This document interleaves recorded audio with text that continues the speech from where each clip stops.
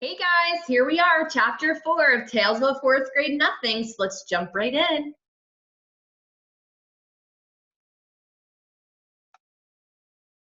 All right, chapter 4, My Brother the Bird. We live near Central Park. On nice days, I like to play there after school. I'm allowed to walk over by myself as long as I'm going to be with friends. My mother doesn't want me hanging around the park alone. For one thing, Jimmy Fargo has been mugged there 3 times, twice for his bicycle and once for his money. Only he didn't have any to give to the muggers. So if you're not familiar with Central Park, it's actually in New York City, and it is a big park, but also it's kind of where some people, you may have some homeless people work there or live there, and then you may have some other people. So a mugger is basically like a robber. They try and steal whatever you have on your body at that time, whether it's money, a cell phone, or a wallet, or anything like that. I've never been mugged, but sooner or later, I probably will. My father's told me what to do. Give the muggers whatever they want and try not to get hit on the head. Sometimes after you're mugged, you get to go to the police headquarters. You look at a bunch of pictures of crooks to see if you can recognize the guys that mugged you. I think it would be neat to look at all those pictures. It's not that I want to get mugged because that could be really scary. It's just that Jimmy Fargo's always talking about his visit to the police headquarters. My father got mugged once in a subway by 2 girls and a guy. They took his wallet and his briefcase. He still travels around by subways, but my mother doesn't. She sticks to buses and taxis. Both my mother and my father are always warning me never to talk to strangers in the park because a lot of dope pushers hang around there. But taking dope is even dumber than smoking, so nobody's gonna get me hooked. We live on the west side of the park. If I want to go to the zoo and the pony carts, I have to walk all the way through the east side. Sometimes my mother walks across the park with Fudge. He likes the animals a lot, especially the monkeys. He also likes the helium-filled balloons, but as soon as my mother buys him one, he lets it go. I think he likes to see it float up in the sky. My mother says that's a waste of money, and she's not going to buy him any more balloons until he promises not to let go. On Sunday, the park is closed to traffic, and you can ride your bicycle all over without worrying about being run down by some crazy driver. Even Fudge can ride. He has a little blue toddle bike, a present from my father's client. And when he's riding it, he makes motorcycle noises. Vroom, vroom, vroom, he yells. In the fall, the leaves turn darker and drop off the trees.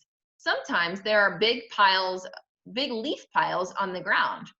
It's fun to jump around on them. I never saw bright red, yellow, and orange leaves until the day my father took us for a drive up in the country.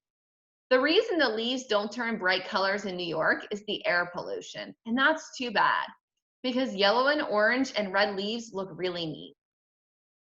One nice sunny afternoon, I called for Jimmy Fargo and we went to the park. Jimmy is the only kid on my block who's in my class at school, unless you count Sheila, and I don't.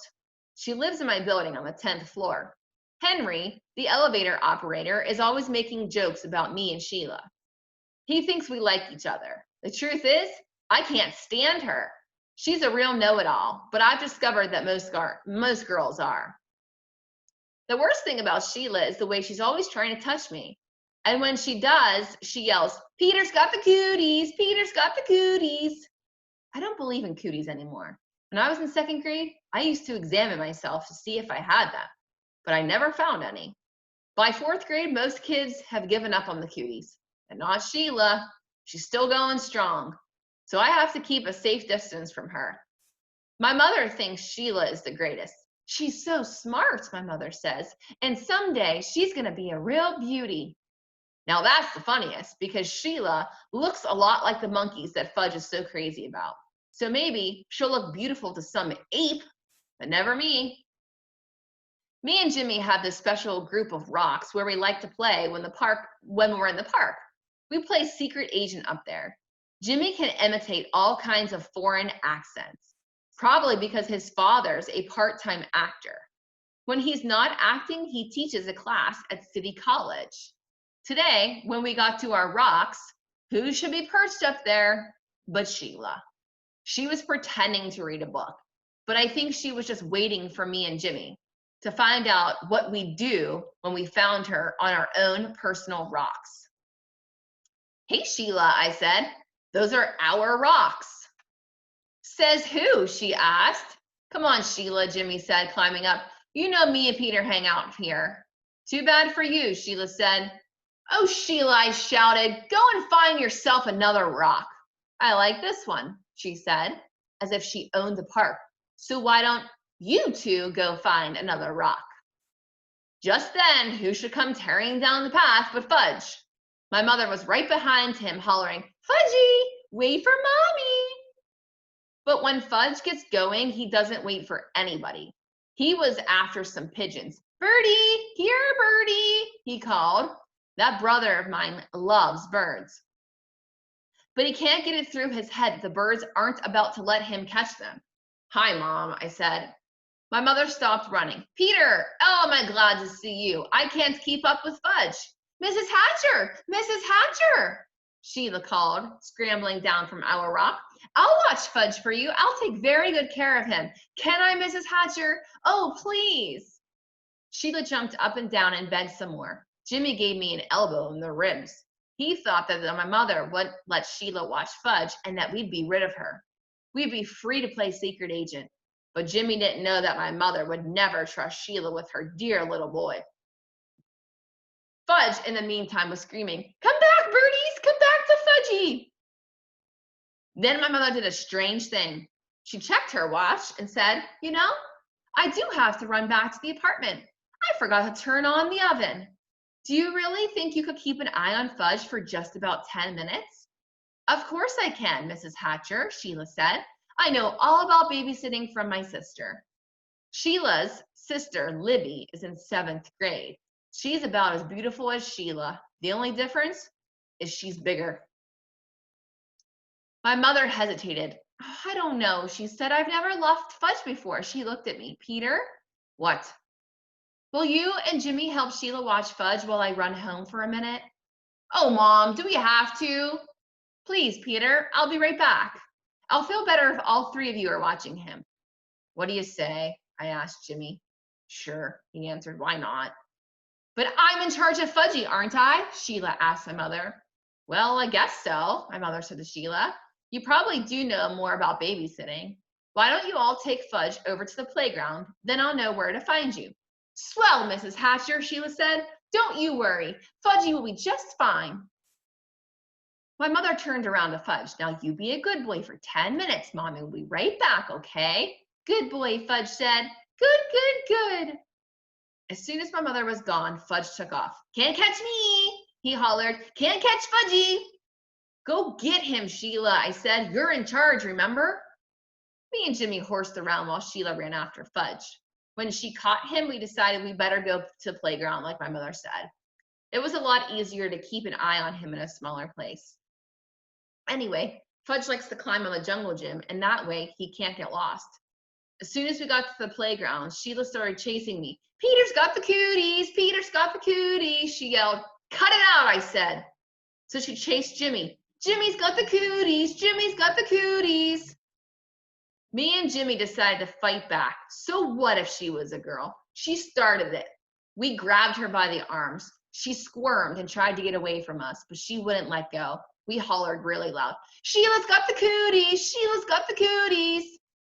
All 3 of us were so busy fooling around that we didn't notice Fudge up on the jungle gym until he called out, Pita, Pita. That's how he says my name. What? I asked. See? See? Fudge flapped his arms around. Fudgy's a birdie! Fudgy's a birdie! Fly, birdie, fly! That crazy kid, I thought, running to the jungle gym with Jimmy and Sheila running right behind me. But it was too late. Fudge already found out that he didn't have wings. He fell to the ground. He was screaming and crying, and his face was a mess of blood. I couldn't even tell where the blood was coming from at first. Then Jimmy handed me his handkerchief. I don't know how clean it was, but it was better than nothing. I mopped some blood off Fudge's face. Sheila cried, "It wasn't my fault. Honest, it wasn't." "Oh, shut up," I told her. "He's really a mess," Jimmy said, inspecting Fudge. "And his teeth are gone too." "What are you talking about?" I asked Jimmy. "Look at his mouth," Jimmy said. "Now, while he's screaming. See, he's got a big space in there where he used to have his two front teeth." "Oh no," Sheila cried. "He's right. Fudgy's teeth are gone." Fudge stopped crying for a minute. "All gone?" he asked. "Open your mouth wide," I said. He did, and I looked in. It was true. His top two front teeth were missing. "My mother's going to kill you, Sheila," I said. Was I glad I wasn't left in charge of my brother? Sheila cried louder. "But it was an accident. He did it himself. "You better find his teeth," I said. "Where should I look?" Sheila asked. "On the ground, stupid."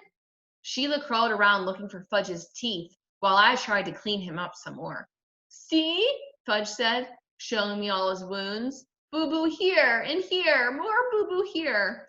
His knees and elbows were all scraped up. "I'm going to get your mother," Jimmy hollered, running out of the playground. "Good idea," I called. "I just can't find them," Sheila said. "Well, keep looking," I yelled. "Honestly, Peter, there aren't any teeth here." "All gone?" Fudge asked again.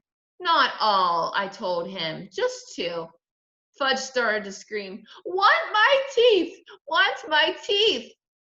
Jimmy must have met my mother on her way back to the park because it only took about 2 minutes for her to get there. By the time a whole crowd of kids had gathered around us, most of them were crawling on the ground like Sheila looking for Fudge's teeth. My mother picked up Fudge.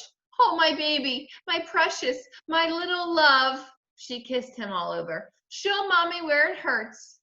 Fudge showed all his boo-boos and then said, "All gone." "What's all gone?" my mother asked. His two front top teeth," I said. "Oh no," my mother cried. "Oh, my poor little angel."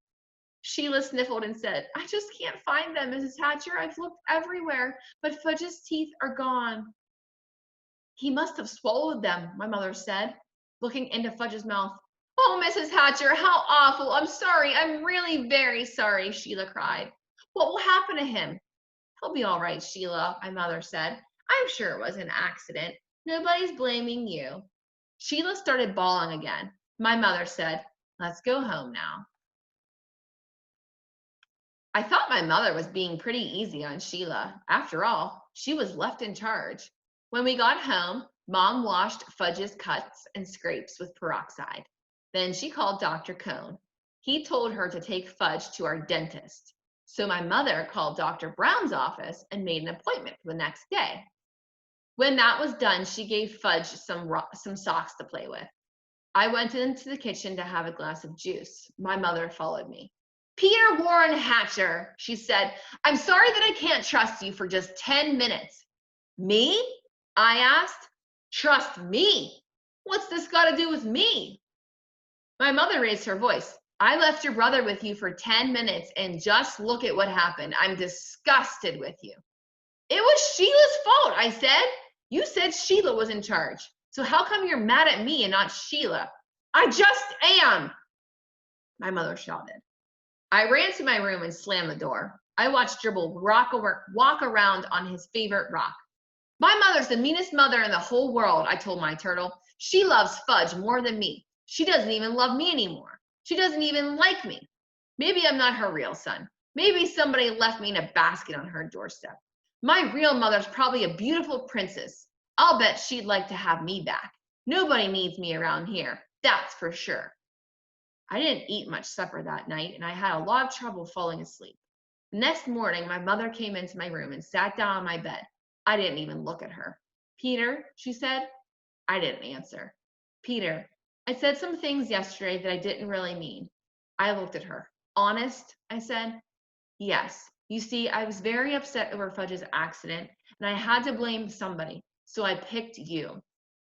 "Yes," I said. "You sure did. It wasn't your fault, though. I know that. It was an accident. It could have happened even if I'd been in the playground myself." "He wanted to fly," I said. "He thought he was a bird." "I don't think he'll try to fly again," my mother said. "Me either," I told her. Then we both laughed, and I knew she was my real mother after all. Okay, that's it. So we've just finished chapters 1 through 4, whether you've listened to them or you've read them on your own. And then now you can take the online quiz. You can go back and use your PDF to look for any answers. It does go in order. So it is chapters 1, 2, 3, 4. So for one of the last questions, if you're looking in chapter 1, it's probably not there. Make sure if you're a half a type, you type in a full sentence and you choose the best answer for it. There's one question that's a pick two. So make sure you pick both choices. And then we will start our next chapters next week. Have a good weekend.